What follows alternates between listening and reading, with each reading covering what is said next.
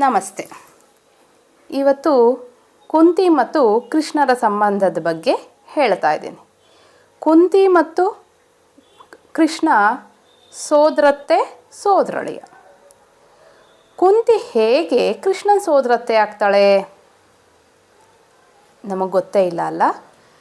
ಕುಂತಿ ವಸುದೇವನ ಅಕ್ಕ, ಅಂದರೆ ಶೂರಸೇನನ ಮಗಳು.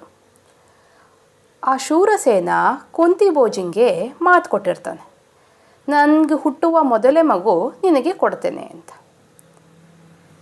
ಆ ಶೂರಸೇನಂಗೆ ಮೊದಲನೇ ಮಗು ಹೆಣ್ಣಾಗಿಬಿಡುತ್ತೆ. ಆ ಹೆಣ್ಣು ಮಗುಗೆ ಪೃಥ ಅಂತ ಹೆಸರಿಡ್ತಾರೆ. ಆ ಮಗುವನ್ನು ಕುಂತಿ ಭೋಜಂಗೆ ಅವನು ಕೊಡ್ತಾನೆ. ಕುಂತಿ ಭೋಜ ಆ ಮಗುವನ್ನು, ಆ ಹೆಣ್ಣು ಮಗುವನ್ನು ಸಾಕಿ ಬೆಳೆಸ್ತಾನೆ. ಅವಳೇ ಮುಂದೆ ಕುಂತಲ ದೇಶದ ರಾಜಕುಮಾರಿ ಕುಂತಿ ಅಂತ ಪ್ರಸಿದ್ಧಿಯನ್ನು ಹೊಂದುತ್ತಾಳೆ. ಹಾಗಾಗಿ ಕುಂತಿ ಕೃಷ್ಣನ ಸೋದರತೆ, ತನ್ನ ತಂದೆಯ ಅಕ್ಕ.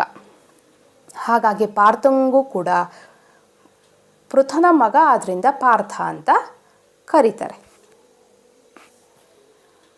ಈ ಸಣ್ಣ ಸಣ್ಣ ವಿಷಯಗಳು ನಮಗೆ ಗೊತ್ತಿರೋದಿಲ್ಲ. ಹಾಗಾಗಿ ಈ ವಿಡಿಯೋ ಮೂಲಕ ಆ ಸಣ್ಣ ಸಣ್ಣ ವಿಷಯವನ್ನು, ನನಗೆ ಗೊತ್ತಿರೋ ವಿಷಯವನ್ನು ನಿಮ್ಮ ಜೊತೆ ಶೇರ್ ಮಾಡ್ತಾ ಇದ್ದೀನಿ. ಈ ವಿಷಯಗಳು ನಿಮ್ಗೆ ಇಷ್ಟ ಆದರೆ ಲೈಕ್ ಮಾಡಿ, ಕಮೆಂಟ್ ಮಾಡಿ. ಇದೇ ಥರ ಹೆಚ್ಚಿನ ವಿಡಿಯೋಗೆ ಅಲ್ಲೇ ಇರುವ ಬೆಲ್ ಐಕಾನ್ನ ಪ್ರೆಸ್ ಮಾಡಿ.